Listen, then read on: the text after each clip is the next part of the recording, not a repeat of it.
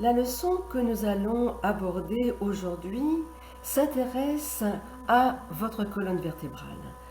Comment est-ce que, avec la puissance du bassin, on va venir actionner la colonne vertébrale qui, à son tour, va mettre en route le mouvement de votre cage thoracique.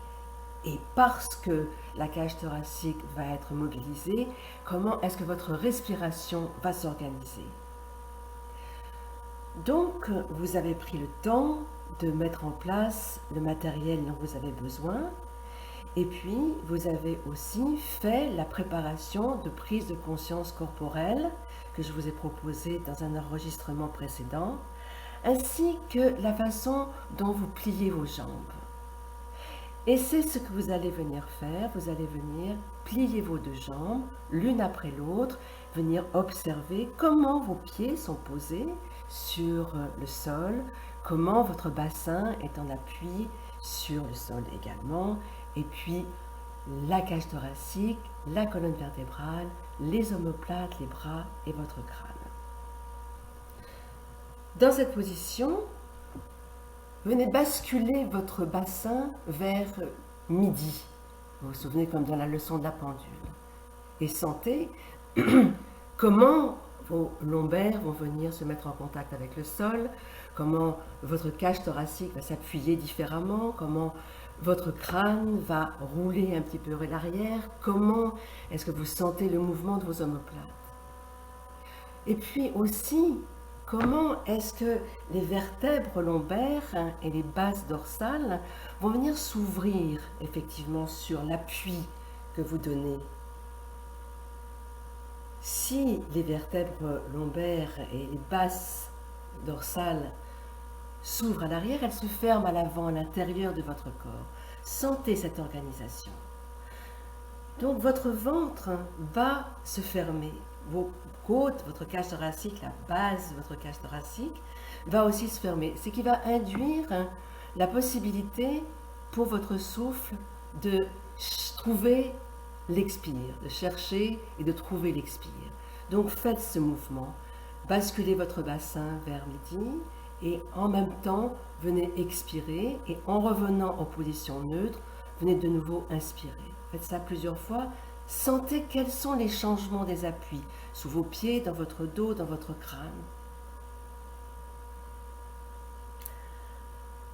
La prochaine fois que vous allez basculer votre bassin de cette façon-là, vous allez continuer le mouvement et monter votre bassin vers le plafond. Qu'est-ce qui se passe dans l'organisation de votre colonne vertébrale? Les vertèbres qui jusque-là venaient s'ouvrir sur l'appui vont venir se fermer à l'arrière, s'ouvrir à l'avant. Dégagez l'avant de votre cage thoracique, faire monter votre sternum en direction du plafond, rouler les clavicules, mais surtout venir dégager votre cage thoracique et laisser la possibilité à l'inspire de se faire. Pour redescendre, vous allez laisser votre colonne vertébrale se déposer depuis le haut, petit à petit, vertèbre après vertèbre, jusqu'à ce que vous preniez contact avec votre sacrum. Et enfin, lâchez la courbe de vos lombaires. En descendant dans ce mouvement-là, vous allez venir expirer. Et enfin, quand les lombaires vont retrouver leur courbe naturelle, vous allez pouvoir inspirer de nouveau. Donc prenez le temps d'organiser cet ensemble, cette synchronisation entre le mouvement de votre bassin, le changement de forme de votre colonne vertébrale et votre respiration. Le bassin s'appuie, les lombaires s'ouvrent à l'arrière, vous expirez, vous montez votre bassin, les vertèbres vont se fermer à l'arrière, votre cage thoracique va s'ouvrir et vous venez inspirer et vous redescendez vos vertèbres les unes après les autres, tout en expirant et tout à la fin, une fois que votre sacrum est posé, vous pouvez lâcher la courbe naturelle de vos lombaires et venir inspirer et rentrer dans ce mouvement Faites ça plusieurs fois en synchronisant votre respiration.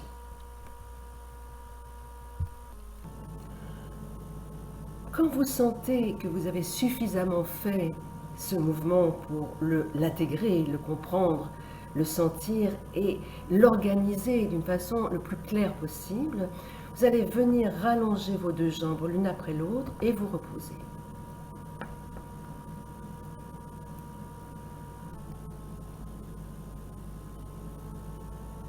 De nouveau, venez plier vos deux jambes et reprenez le mouvement que vous avez fait précédemment. Basculer le bassin vers l'arrière, creuser la colonne vertébrale, monter le bassin en direction du plafond, ouvrir les côtes, inspirer, redescendre, expirer jusqu'à l'appui de votre bassin et de nouveau reprendre votre respiration. Et vous allez changer la position de vos pieds. Vous allez venir serrer les pieds l'un contre l'autre, les genoux l'un contre l'autre et garder cette position de vos pieds et de vos genoux. À partir de là, montez le bassin de la même façon que précédemment. D'abord l'enrouler vers midi, puis monter le bassin et sentir comment est-ce que votre colonne vertébrale s'organise cette fois-ci pour créer la courbe à l'arrière de votre dos. À quelle hauteur est-ce que vos vertèbres s'organisent pour créer cette courbe? Comment sentez-vous les appuis au niveau de vos pieds? Comment, dans cette organisation, le corps va changer sa façon d'opérer le mouvement? Donc prenez le temps de refaire plusieurs fois. Ne perdez pas le contrôle de votre respiration, même s'il y a de nouvelles informations qui sont données, pouvoir garder celles qui sont inscrites et conserver cette respiration synchronisée au mouvement. Faites ça plusieurs fois, prenez le temps de le faire et quand c'est assez, rallongez vos jambes et reposez-vous. Et ensuite revenez dans la position initiale, les jambes pliées. Et cette fois-ci, vous allez séparer vos jambes d'au moins la largeur de vos épaules. Et dans cette organisation-là, venir faire le même mouvement, le bascule de votre bassin, monter le bassin en direction du plafond et sentir comment est-ce que l'organisation des différents segments de votre corps se fait. Qu'est-ce qui se passe au niveau de votre cage thoracique? Qu'est-ce qui se passe sous la pression de vos pieds? Et j'ai fait exprès de venir vous promener d'un point à l'autre de votre corps pour que vous gardiez quelque chose de vif dans votre attention à vous-même. Comment change l'appui des omoplates? Est-ce que la tête roule de la même façon? Est-ce que les clavicules changent de la même façon? Est-ce que les bras sont concernés? Est-ce que l'équilibre que vous sentez est différent sur vos pieds et sur la façon dont le mouvement se met en route?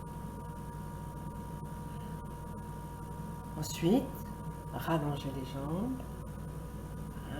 Prenez votre temps pour le faire, toujours de la même façon. Ça laisse des espaces vides dans cet enregistrement, mais ça vous donne la possibilité, pendant ce temps-là, de pouvoir explorer, sentir et découvrir ce qui se passe à l'intérieur de vous.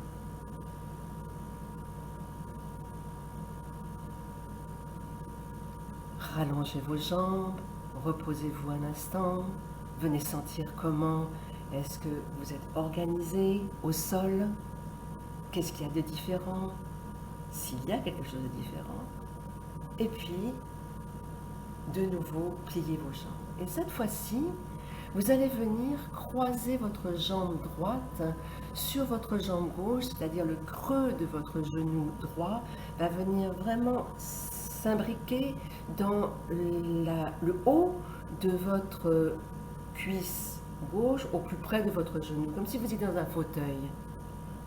Et dans cette position, allez-y, enroulez le bassin et montez votre bassin en direction du plafond et observez qu'est-ce qui se passe à l'intérieur de vous. Comment est-ce que votre système nerveux est à la recherche d'un équilibre pour que vous puissiez faire ce mouvement. Observez la position de votre pied d'appui, le gauche en l'occurrence, et centrez-le dans l'axe de votre colonne vertébrale. Et de nouveau, faites le mouvement de monter votre bassin en direction du plafond. Observez si dans cette organisation, c'est-à-dire si le pied est bien dans l'axe de votre colonne vertébrale, est-ce que c'est plus facile de trouver l'équilibre? Est-ce qu'il y a moins de tremblements dans votre dos, dans votre corps en général? Comment votre système nerveux va fabriquer les connexions nécessaires pour que vous puissiez trouver cet équilibre? Et puis changez le croisement. Passez la gauche de la même façon sur la droite et reprenez. Comment vous positionnez votre pied d'appui cette fois-ci et comment vous montez votre colonne vertébrale, votre bassin qui entraîne votre colonne vertébrale, et comment est-ce que ce mouvement s'organise de ce côté-là? Est-il différent, plus facile? Est-ce que votre système nerveux a déjà compris et vous propose déjà une organisation qui va être parfaite, peut-être? Donc sentez comment vous êtes à la recherche cet équilibre.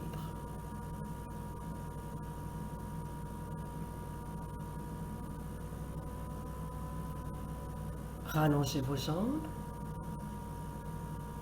reposez-vous et venez observer ce que vous sentez dans les appuis de votre corps.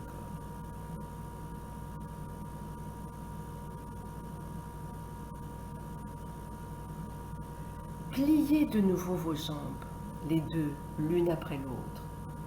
Et venez observer où est-ce que vos pieds sont posés maintenant sur le sol.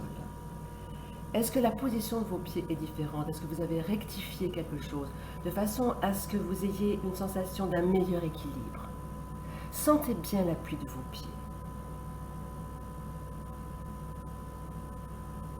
Reposez-vous, observez, et vous allez imaginer comment est-ce que vous êtes debout?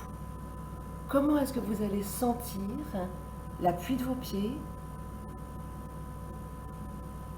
la façon dont vos jambes vont être posées sur vos pieds, votre bassin, votre colonne vertébrale, votre ceinture scapulaire et vos bras et la position de votre crâne. Imaginez juste comment est-ce que vous êtes debout. Et réfléchissez à la façon dont vous posez vos pieds en général pour être dans une position verticale. Qu'est-ce que c'est que votre verticalité?